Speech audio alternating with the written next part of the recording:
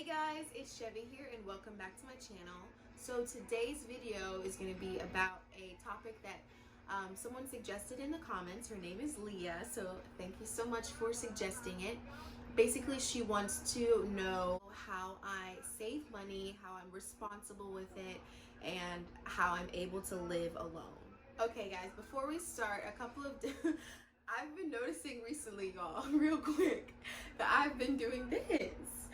What am I doing? Every single time, like randomly, I'll pay attention. I'll be like, hold on, what are you doing with your hands, Japanese?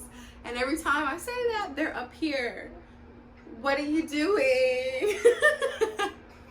Okay, but a couple of disclaimers really quick, okay? So I am definitely not telling you to move out before you're ready. I am telling you to make sure that everything is planned, everything is researched, and everything is written down to the T exactly how you want it. I want everything to work out for you, so please pay attention. If you want something, then you have to work for it. Life doesn't give us anything for free. If you want to do something, you have to do it. Like, it's not enough to just think about it and then just hope that one day it's gonna happen. If you're thinking about it and you want to actually move out and you want to make a change in your life, whatever that change may be, then my advice is to just take the step, take the leap, and do it. Do it! Just do it! Because honestly, what we're afraid of as human beings is to fail and for people to watch us fail. And that's not something that we should be afraid of. You need to take the leap, because otherwise you're going to be stuck in the same place that you've always been for the rest of your life because you're not making any changes. So if you want to move out of your parents' house, your grandparents' house, your mom's house, your dad's house, your auntie's house, whoever's house, keep watching and just do it. But mostly keep watching, okay? Okay. Okay, guys. So one of the things that I have on my list is to make a plan. This to me is a step that you definitely cannot skip. It's something that's so important. You need to have something concrete, something in paper or on Excel or in Microsoft Word or in your notes on your phone. However it is that you want to write down your plan, you need to do it. And not only that, like, I want to tell you all about how I did it. Like, when I made my plan, I had moved to Mississippi in December of 2019, right? In February of, I had moved to Mississippi in 2018. In February of 2019, I told myself that I wanted to move out in a year. So I literally gave myself that year to get my credit straight because my credit was shit. I wanted to save up some money, anything that could count as like a safety net for me when I move out, whatever. I wanted to like get some stuff for my apartment, even though I didn't have it yet, but I like to speak things into existence, you know, whatever, but you're just making a plan. And on that plan also, you need to have when you want to move out, where you want to move to, how much you want to spend on rent, how much you want to spend on utilities. You need to have on paper, your debt, all of them, all of your income, all of that stuff. So literally just jot down everything that you can think of that would come up whenever you have your own place.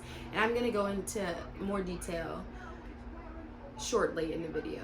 So we're going to talk about your debt to income ratio really quick. And this is something that is really important for you to also get on paper. And guys, I don't know about y'all, but I'm not a notes person. Like, I don't like to put information in my notes on my phone. I can't use a laptop to save my life. Like, I know how to use technology, obviously, but I don't know, something about good old pen and paper, that is just all I do. Like, once I put it on paper, to me, like, it's solid and I know I'm gonna do it, and it's something that it's like pretty much making a commitment in my head.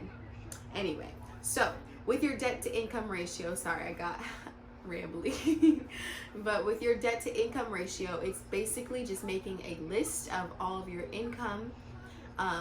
If you have multiple, then you're listing out all of your income, and then you're also in another column making out all of your debts, and that can include all of your expenses like groceries, your bills. I would put in like an imaginary rent, like how much you think your rent should be and the amount you're looking in around or whatever. And then I'd also put in like your personal expenses and all that stuff. Like think about anything in the world that you would possibly need in a month, and then put it there on that on that column. So one of the most important things, and honestly I'm probably going to say that about every single thing I'm saying because all of them I feel like are super important, is that you need to save. Okay, this is huge, and this is something that not a lot of people our age thinks about, saving, and it is so important. Okay. You remember in economics in high school how your teachers were all like, you need to start saving by the age of like now and don't wait till your 20s, like, and I heard it, I really did, because I remember listening to it, but I just I don't know, see what happened. In your plan, the amount of time that you've given yourself to move out of your parents' house, whether that be a year like me, or 8 months, or 6 months, and sometimes it can be like short term, because I know, like, I don't know, whatever your family situation is. I know me with my mom, like, I love my mom to death and I would do anything for her. I would fight anybody for her, but I don't know, living in the same house together, we have the same personalities and they just don't, yeah, anyway. So whatever it is your situation may be, and however amount of time that you have put on your plans, use that amount of time to save and to make your credit better.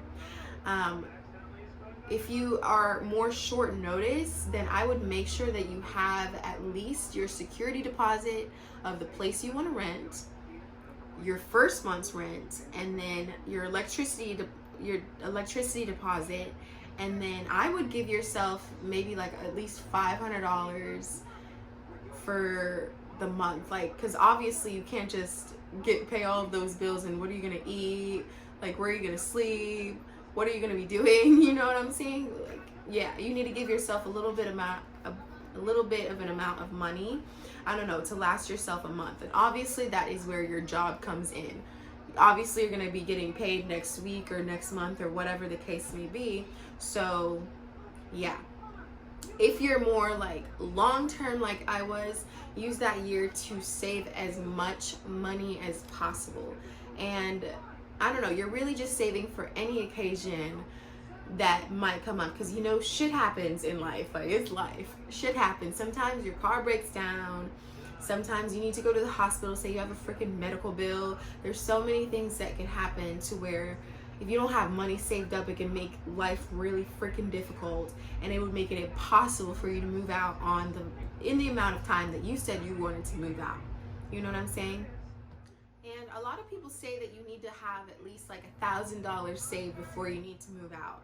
I think that's pretty good. I think you should shoot for more, honestly, because for me, my rent is $451, and that's super cheap. I know, thank God.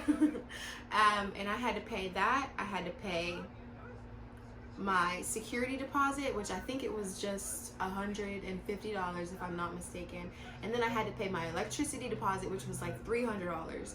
So that right there, you're almost at $1,000. You know what I'm saying? So you need to give yourself more of a leeway to, if anything were to come up, were to come up, you are prepared, you're solid. For something that is the most important thing I feel in the adult world, you would think that it would be taught in school.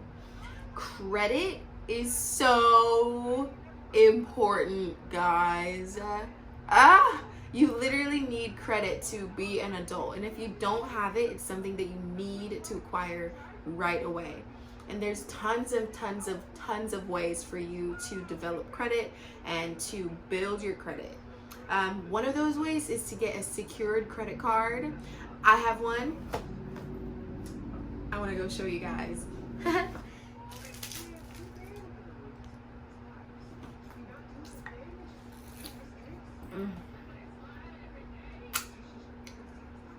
Whoa. Y'all, this is my favorite candy ever. If you don't know what it is, I'm not even going to tell you what it is, because I'm pretty sure somebody in the comments is going to be like, ooh, that's my favorite candy. And they'll tell you. Okay, so this is a secured credit card. Super cool. This is from Chime. And basically you are depositing a certain amount of money a month or a week or however. And that is the amount of money that you're allowed to use. And basically they report to all three of the credit bureaus. They report They report to all three of the credit bureaus, and that improves your score. Like basically every single time you use this card, you're making a step to improving your credit score. Another way is to get an actual credit card, and I have bad luck with that, so I don't know. If you are a person that's really good with money and will pay your bills on time, a credit card is a good option for you as well. Also, you can get your parents to add you, or someone with good credit to add you as an authorized user on their credit card, and that will in turn boost your credit score as they pay their bills and their credit. As they pay their credit card, your score goes up in turn. So it's like a mutual thing that you kind of like a parasite relationship. That's from science, y'all, biology. So if you've been following along so far, you know that in that time span that you have given yourself in your plan, your get out of your parents' house plan, okay, your vision board plan, you would know that in that time that you've given yourself, that should be for correcting your credit and making your credit better, building your credit, establishing some credit, anything to improve your credit. That should be what you're doing in that time. So just make sure you have great credit, okay? That's all I gotta say. That's all I gotta say. So one of the last things I'm going to be talking about is apartment shopping, and this is super fun, but it can be a little bit overwhelming because you're gonna want to splurge a little bit, okay? And let me tell you, no, do not go over your means, okay? Do not. If you cannot afford a $600 apartment every single month, if you did your budget, you did your debt to income ratio, and it's telling you, girl, you cannot afford a $600 rent every month for an apartment, don't you dare go out and get an apartment for $600. You can't afford that. So make sure you shop within your means, okay? Because like I said, the last thing you want to do is pack up all your beautiful stuff from that apartment you just moved into and go back to your parents' house. You don't want to do that, okay?